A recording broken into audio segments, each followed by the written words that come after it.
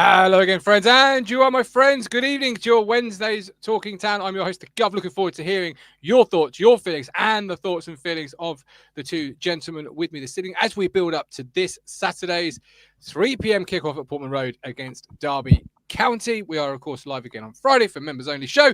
But if you're joining us for the first time, or whether you're here and it's your second, third, or however many times you've been here, hit the like button and subscribe for your Talking Town news, views, fan opinion, and more. And I hoped we'd have a transfer or two to be talking about come Wednesday, the 27th of August. Sadly, no, nothing has transpired. We've got some links which we'll come to in good time, and we can't do the shows without you wonderful people at home. So please do get active. Mike in our chat says, still 5 days to go. Still not hitting the panic button just yet. That's the first word of mention of the word panic. How many times we're going to see it throughout the course of the next 40 to 45 minutes. Now, joining me this evening is Mr. Mark Tuxford and Mr. Matt Phillips. We are partnered with Match Bingo. I would read the ad out, but my screen has crashed, so I literally can't. Excellent.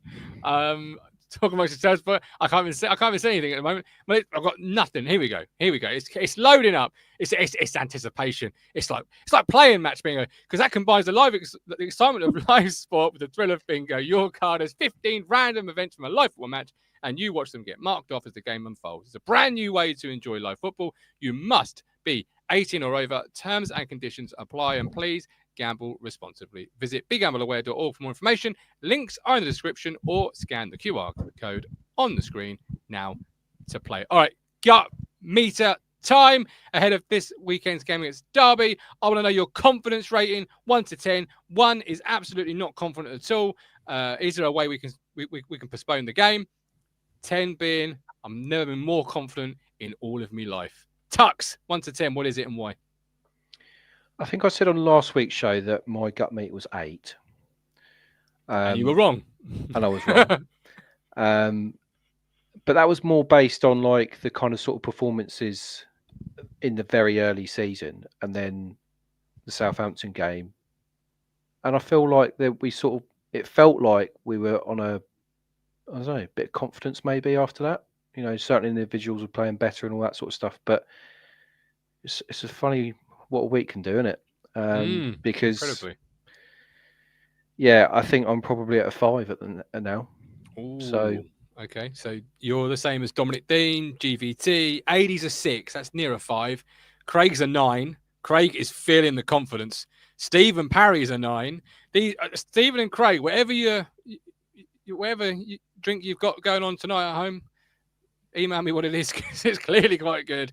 8 says Carl. Rack says 27. I don't think Rack's quite understood the meter of 1 to 10. But there we go. ITFC Beard says 7. Graham says 4. Matt, 1 to 10. What are you saying? I am fairly confident. I mean, we are at home against a side that hasn't won a game yet in Derby, and they shipped 5 goals at home to Coventry, didn't they? Who then went and stuck, was it 7 past QPR on Saturday? So, you know, they've taken our goal scoring boots, haven't they? Frank Lampard's Coventry. They narrowly avoided relegation last season. We've come down from the Premier League. I know we've not played brilliantly. Yeah, I'm probably about a 7, I would say. This needs to be a 3 points. As disappointed as everyone was against Preston, we did just lose to a penalty, which was their only shot on target. So it was a bit like us at Birmingham, really. We just, again, we've laid it out here. We weren't good enough. How many times have we seen that though, Matt? I mean, even in the Premier League, the Championship, even when we were doing well, the amount of times that I've seen teams turn up and play us, they get 1 shot on target and score, or Lincoln. You know, they have 2 shots, score, and you think like, what are we Yeah, doing defensively? Yeah, agree. Yeah, agree with you. And Ipswich generally have to walk the ball into the net, Tux, in order to carve out the chance and score. But that's you mentioned earlier as well about our lack of shots and on target, that sort of stuff. And I know we had a few shots generally against Preston, but I think it was only like 2 or 3 of them were on target. And again, you think like, what are they doing on the training pitch? Because do you know what I mean? You're getting paid to put the ball. It's a brand new team, Tux. It's a brand new team. Yeah, but they're professionals, Guff. I mean, you know, don't give me that. I mean, it's, you know, you've got to look at players like Jack Clark and Shimodix, who a couple of years ago were the best players in the Championship. And I know it's a new team and people have to gel and all that sort of stuff, but There it is. These are players that Cooking. should be, getting the game by the scruff of the neck, or certainly leading by example. Mm. And we're not seeing any of that. And I feel like Jack Clarke is the type of player that we sort of treat as a child. He's not an academy product for us, but we almost sort of treat him with kid gloves. And I think he's been unfairly treated since he's been here, where he's been pulled off a number of times in the Premier League. I'll never forget that Aston Villa game where he actually come on and was all right, and then went off before half time. And you think that's not fair, but that's football. You had to make a change. But the point being is that are those types of players really right for us? I almost look at it and I think, you look at the team that we got promoted with. I know there was always going to be changes and changes have to be made, but were they really any better than what we had? Well, I'd argue it's not even a new team, really. I mean, look at this Preston side here. You've got the goalkeeper in the back four from last season. You've got Matasiwa's come in to replace Morsey. Jack Taylor was the other midfielder. And you've got Philogene, who joined in January. Smodix, who's done a season with us. Jack Clarke, who's pretty much done a season with us. Then George Hurst up front, who was in League One. So I think the excuse that this is a new team wears a bit thin when there's just probably I don't buy it. New names. I don't buy it. I don't buy it whatsoever as an excuse. I think if you listen to McKenna's comments recently, where at the very start of the season, the Birmingham game, he was saying about his players that they've been through all of this before, so they know the pressure. They know all this. But I was sitting there thinking, well, this isn't the same team that you got promoted with. There has been some changes, but then last week he's saying that we're a new team. So what is it then, Kieran? Because I don't know. Yeah, it's not quite. The narrative isn't quite right. I've just been looking at this Issa Kabore, Martin, and I can see why we've been linked with him. Obviously, Manchester City. He's played at Werder Bremen, Benfica, Luton, Olympique Marseille, Mechelen in Belgium. So he's been around the block. Valued at 3.6 million, 24 years of age. To me, suggests he's more of a Twanzebe style, 5'11", Twanzebe style player. So I can see why. But I don't see why he would come in, given that we've said we've already got Clarke, albeit injured, Ashley Young and Johnson, unless Johnson's going to be shipped out, as I said earlier. Been linked before. That's a bit of sort of lazy journalism there. I feel like maybe 6 boxes though. I wouldn't say that he's not a good player. I don't know too much about it. I'm not going to say he's not a good player, but I feel like it's a bit sort of lazy journalism in a sense, because they know that we need players, I suppose. But the lazy side of it is that we don't need a right back. No, well, this is it. It'd be the fourth right back when a team that's only got four midfield players. It's not the right position, is it? Well, it doesn't, as we speak at the moment. Who knows what happens in 48 hours? But at the moment, it doesn't look. It's a luxury item when you need essentials at the moment, and the essentials are a midfield player, a striker, etc. It's a luxury. It's a luxury buy for me. I'm not saying he's not going to be a good player, and I think with that resume, he's obviously a very good player, and it would probably be a good player for us. But you can't play three right backs. You are going to need a Matasiwa replacement, etc., etc. So wait to see on that one. And you mentioned the team there. Obviously, you've just literally read it out. You've done my job for me. Would you make any changes to that lineup? If it is a new team, if that is the excuse we're going with, surely you're running it back every week until you can't, because you want to build those partnerships. You want to build that momentum. And you're not going to do that by constantly tinkering with the side. Tux, are you, or are you going to make a couple of changes? I think there's probably got to be a couple of changes made, just because, I'd be surprised if McKenna went with the same team, considering his comments were that we need to be better. So the only way to be better is to probably make changes. So I feel like Chaplin's probably got to come in now. But then you look at it and you think there isn't really anyone, other than obviously like McAteer and players like that, but there isn't really anyone to really obviously come in. Like, you can't take a Matissa out, can you? You can't take a Davis out. So, he's probably going to stick with O'Shea and Greaves because he's sort of fallen out of love with Wolfie. So there isn't really that many changes to make, and it can only really be in the offensive areas. So you're probably looking at your Clarke to probably come out, maybe McAteer to come in, Shimodix maybe to go on the left, Chaplin come in the middle. Those are the only things I can sort of see happening, really. But yeah, I would give probably Chaplin a go now. Okay. Matt? Well, I agree with Craig on the screen there. He'd start Young, so would I. I mean, I'd put Palmer in goal, obviously, Leaf on the left, Greaves, O'Shea in the middle, and I'd probably start Ashley Young on the right. I'd probably bring Cahuste into the middle, given Taylor didn't have a brilliant game, I don't think, against Preston. And I want to see, look, Kuste signed the deal and getting paid a decent wedge. Get him in the side, right? Let's get him in with Matasiwa and see how they do. Philogene on the left. I'd bring Akpom into the 10, which is where he scored all the goals for Middlesbrough when he was last in this division. We spent a shitload of money on McAteer, so he can go on the right now instead of Clark. And then you've also spent a shitload of money on Jack Clark. That goes back to what Tux was saying earlier about how we treat him like an academy product. We spent big money on Jack Clark as well. So you're saying it like, we just. Yeah, but he's had 3 games now, hasn't he? And probably hasn't done. I'd say he's average or below in the matches we've seen so far. Square pegs round holes, and it is to your point earlier, Matt, about he's on the right now, isn't he? Too many wide options.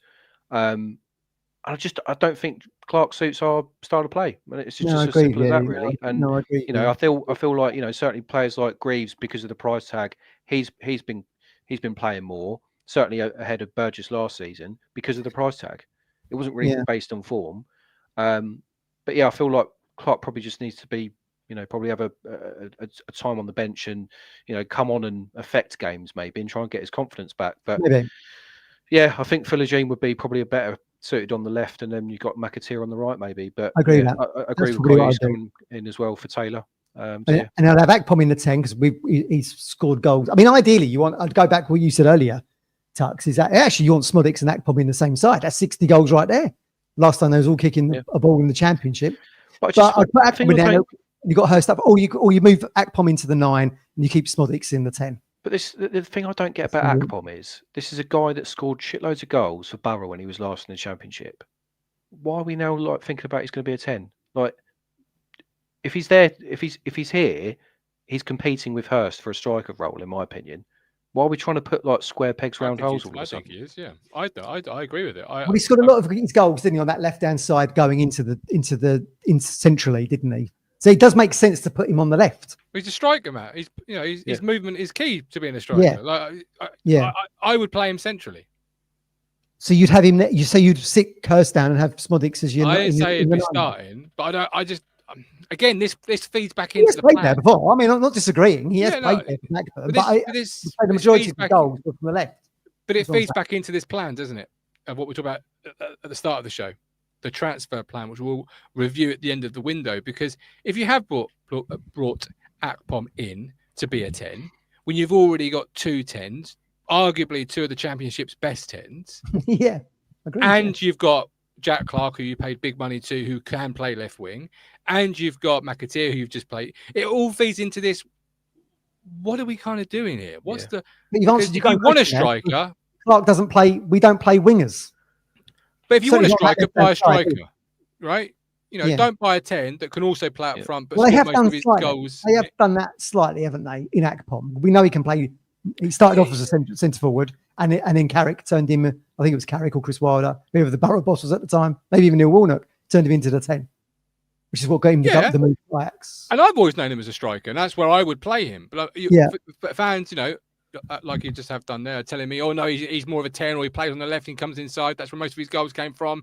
And if the goals is what you're judging the signing on, then you're playing where he scored most of his goals. But then if you're playing where he scored most of his goals, my question there comes back to what's the plan up front? Because I thought that was the plan up front. But we'll see how that sort of develops as we go. Yeah. Obviously, with Eagly possibly coming in, you may see him play on the right. You may see him play centrally at times. Who knows what the plan is? That's a great point. You make a great point there. It brings us back full circle. The lack of noise or information or updates or just general question and answers around that signing. I mean, all I've seen is McKenna say post-match after one of the games. Was it Southampton? We've got Chuba Akpom in. He gives us a couple of looks in 2 positions. Go deeper on that. We want to know why he's been brought in. No one seems to give you any context of any of these signings. That's where I do agree, and I have agreed in for several years. Because when you're a fan of American sports like I am, everything is scrutinised. Yeah, deep dive, don't you? Yeah, baseball, NFL, whatever. And in the press conference, when they introduce these people, you get those type of questions. Where do you see this player playing? What's your plan with this? Can you see him playing inside and then you get more of a conversation, as it were. But let's see what the window brings. We've got lots of comments coming in, but more importantly, is more importantly, because Dominic Dean is a legend, gifted 5 Talking Town memberships. Dominic, Thank you so much for your kind generosity. It's really appreciated. Thank you. 5 lucky people are now members of Talking Town. You can, if you're not one of the 5, don't worry. Head to the join button on YouTube, click it, become a member of Talking Town, $4.99. All the T's and C's are on there. You get access to member-only shows as a thank you. Discord, of course, which Matt keeps referring to. It's always fun in the Discord. It's always fun in inside track in the Discord. Yeah, you might be running backwards, but it's inside track. yeah. Yeah. Right. Let's move it on to right path or wilderness, Mr. Matthew Phillips. I know you'll be a big fan of this one. Are we on the right path? Or stuck me in the wilderness there again. I did stuck in the wilderness. Yeah. I've got some comments from some of our YouTube videos this week, and I want to know whether they are on the right path or they are heading for the wilderness. So I'll start with you, Tux. This is a comment that came in. I, for one, don't want Chaplin in the starting lineup. You guys are overstating his ability. Wilderness or right path, and why? Wilderness. Why? Because I want him starting in the 10. That's easy. Done and dusted. Matt, over to you. This one's coming in for you.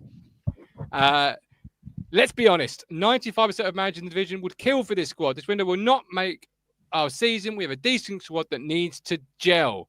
There was always going to be a hangover from last season, and we have been given a baptism of fire regards to rebuilding confidence following relegation. 4 years ago, we'd have been thrilled to have this squad. Perhaps the last few years have spoiled us a bit. We've had a high churn squad, which just causes instability on the field, but we have a management stability and a talented squad. This is no time to introduce further instability. They go on. Time for calm heads prevailing, patience to reap the rewards later. In the end, we all want a great season and a finish in the top 2. But we could find a slow start followed by a great run of form. Sees us do it in the playoffs. I'll come back to that in a moment because I've got to understand that. I don't really care if it's next week or Christmas before we become the team we have the potential to be. Because when it clicks in place, no one will live with us. Could you read it again, please? No. God, I think I've got a feet in both camps there. I get what that guy is saying there. I do. I get what you're saying, but there's no getting away from the fact that we're winless in 3 games and the squad is threadbare. Hence the reason we've just done 40 odd minutes talking about where we need to boost to the squad. So I think you're overestimating the squad slightly there, but I get what he's saying because, as I've said on this show previously, you look at Leeds when they came down from the Premier League, transitioning to the Championship, they had like 6 points from 5 games or something. So they started off slow. And I think Steve Parry said earlier, they had like 2 points from 3 games in their promotion winning season. So it does take a while, but we are looking around us and seeing Southampton making moves and other clubs around us making moves. And Ipswich just seems to be, I don't know, as we keep saying, it's underwhelming, as Tuck said earlier. It's very underwhelming at the moment, but obviously there's days left. But deals take time to get done. I mean, I don't see a lot of bodies coming in unless they're all, lined up, ready to be announced. But there just seems to be a lack of noise everywhere, other than the Danish kid coming. I think that's going to happen. That'd be good. That would be good. But again, is that who we need when we've already just sat on here and said we need probably 2 midfielders and 9 to take over from Hurst when he eventually gets injured? Now, could that be Akpom? We don't know. I don't know. I think we're chancing our arm a little bit with the squad we've got if we think that's going to carry us through to finish top 2 by May. So dice roll that, as we said before. Am I the only one that hears the word gel and sort of just wants to? Yeah, I don't like that. Just part of me just sort of. Yeah, I didn't like it when Paul Cook used to say it. Yeah, I mean, it's another excuse, isn't it? Well, it's an excuse, isn't it, to give yourself time, basically. That is said before in other seasons. Don't always got time because you suddenly once you're behind the curve on the other sides, but we're already down in the bottom half of the table. I know it's early days, but once you're sort of 6, 7, 8 points behind people, you've now got to put on runs and hope that they don't get points. It's difficult. Yeah, I know, and also the Christmas line got me. I mean, I don't care if it takes till Christmas. Hang on, I do. I care Yeah. if it takes till Christmas. I do want Yeah. it next week. So Yeah, exactly whether it's that. next week or Christmas for me, that don't work. That's not No, going to no. work for me. I think, and also that Chaplin one was a bit of a strange one. I mean, with the season we go up to the Premier League, he was our top scorer at Broadhead. So I don't see what he's done in the interim period to think he can make an impression back in the Championship again. If still with the team, of course. Who knows what might happen between now and start of September. Absolutely. All right. So just remind me where you thought that poster was going, because you can't have a feet in both camps. You can't be on the right path and the wrong path. You're either on the right path or you're heading for the wilderness. That's not how it works here. It's not for the neutral talk in town. We say what we feel. Can't I be on the right path, but me jumper's caught on the wilderness? No. I would say, I would say the wilderness then.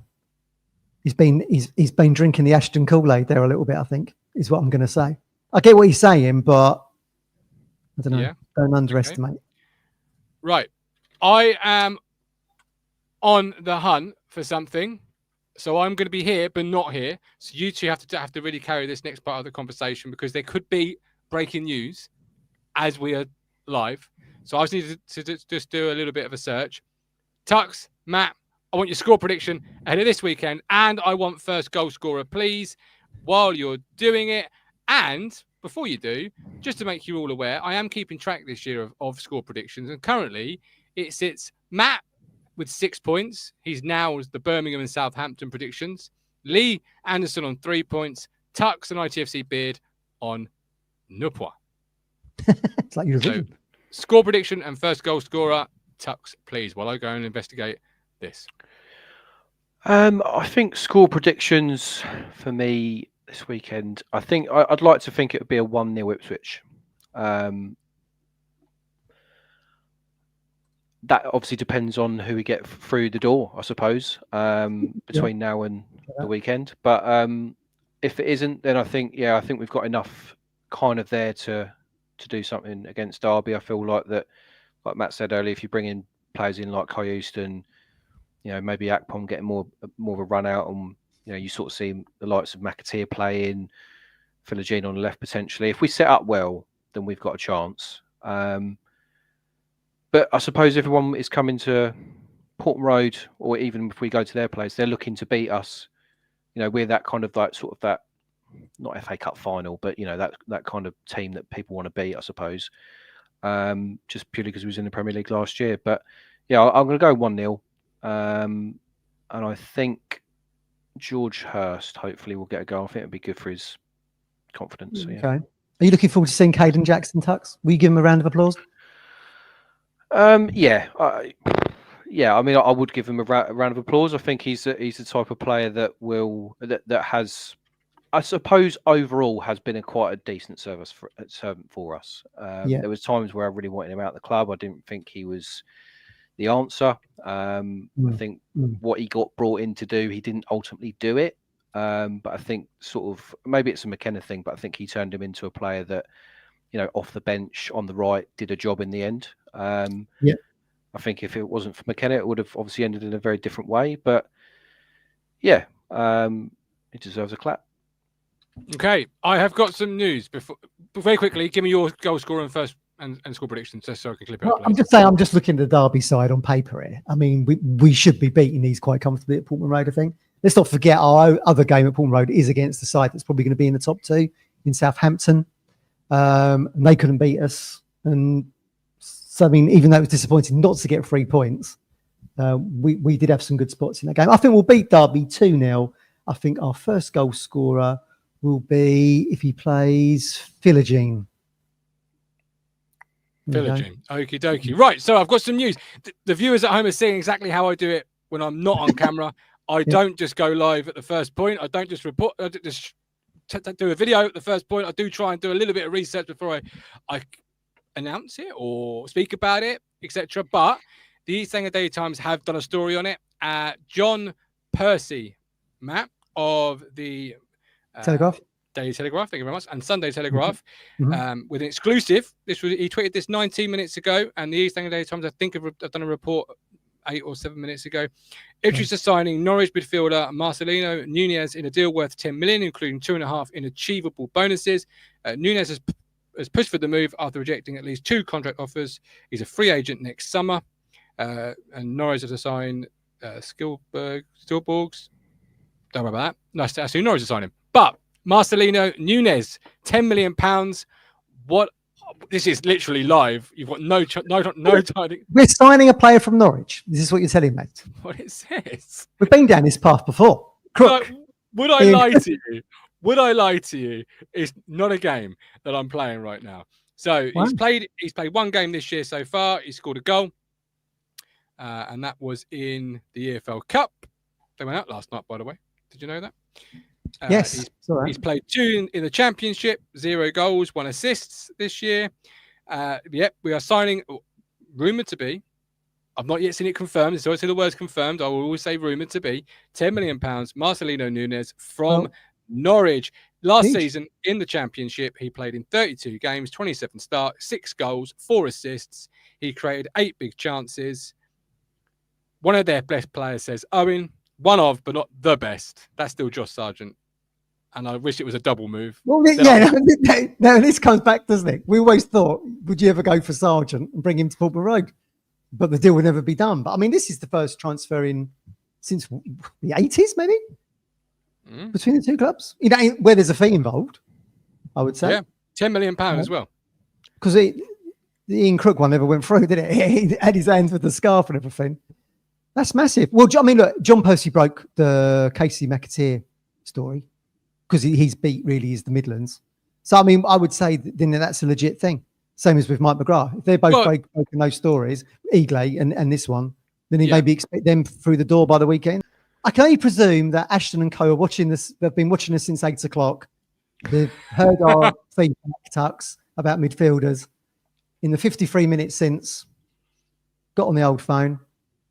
Heard what you'd said. Want to see Ashton on the phone. I want him on emails. We don't want to see me in Tesco meal deals. Let's get it over the line. Yep. There we go. So you're both happy with that, are you? Yeah. Well, yeah. it's a body through the door, isn't it? I mean, Christ. I mean, you know. What will Norwich fans make of it? What are the Norwich fans going to make of this? I mean, this is uncharted waters generally, isn't it? In the modern era, I would say, moving from Carrow Road to Portman Road. It's going to be very interesting. I think it's. You'd like to think it's a bit of a statement of intent, I suppose. Not for they couldn't refuse. From a local point of view, you know, getting one of your sort of rivals and stuff like that. But you know, it adds somebody that's experienced, because it sort of feels like to me at the moment we've gone for a lot of players that are in different leagues, maybe a bit untested in the Championship so far. Yeah. Obviously, Matiswa is one of those. And you kind of want to maybe have someone who's got a little bit more of experience in the Championship. And if the article is true of what it's saying, where he's pushing for the move, I think that's quite exciting, you know, because there's not been many players trying to push for the move to Ipswich Town this summer. So, you know, it's quite nice. Yeah. Well, he strengths the playmaking according to SofaScore, which is good to hear. So interesting. But I'll be very interested to see what Norwich City supporters make of this selling to us. It certainly adds to the 12th of the 5th of October, doesn't it? That's absolutely. You know, I mean, he's played 31. He's played 31 times for Chile, scored 5 goals. So good signing. Looks good on paper.